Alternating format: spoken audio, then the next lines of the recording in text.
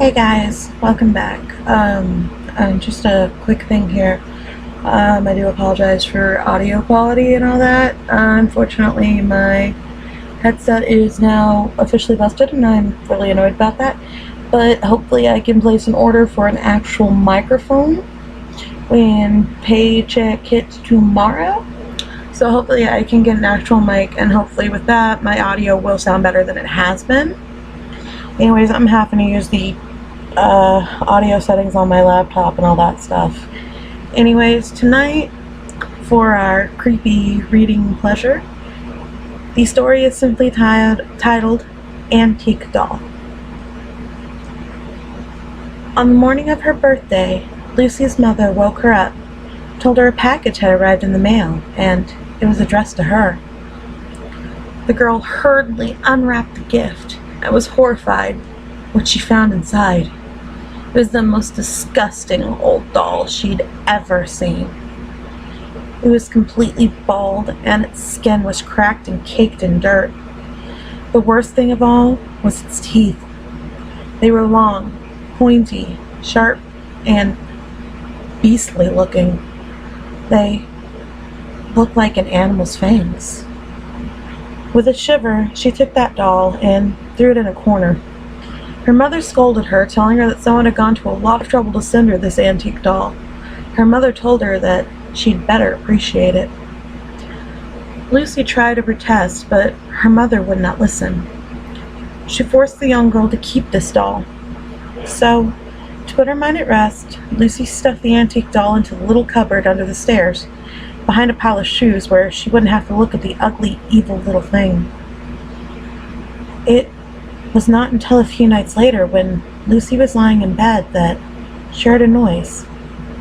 A shuffling sound, which went on for about 5 minutes or so. Then, a brief dragging noise, and finally, a scuttling like light footsteps walking very fast. By now, Lucy was shaking in bed with fear, unable to move. Then she thought she heard a faint, raspy voice whispering quietly from downstairs. Lucy always slept with the door open and the landing light on, as she was a little scared of the dark.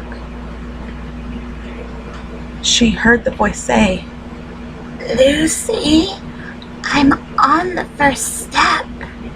And then the loud scrabbling again as whatever was speaking apparently turned pale and returned to its place of hiding. Lucy was so scared that she didn't sleep a wink that night, but laid in fear until the break of dawn when her mother got her up for school.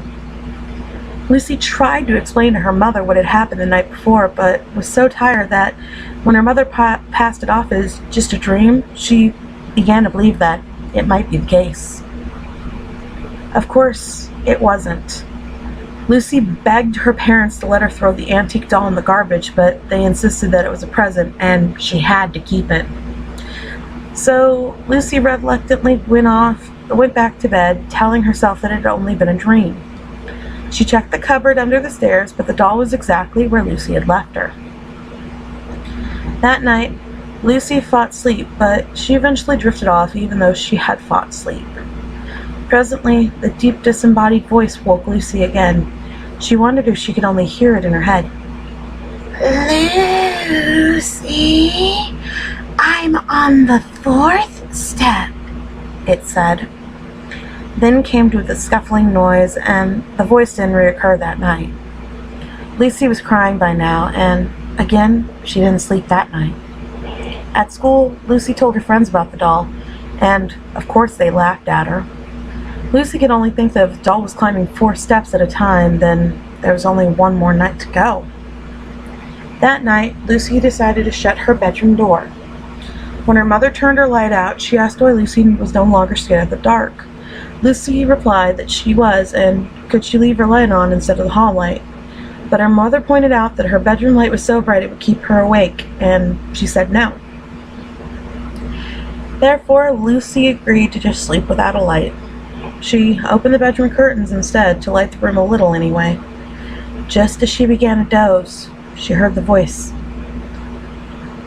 The voice came, very clear this time. "Lucy, I'm on the top step. In the darkness of her bedroom, Lucy heard a click and trembled with fear.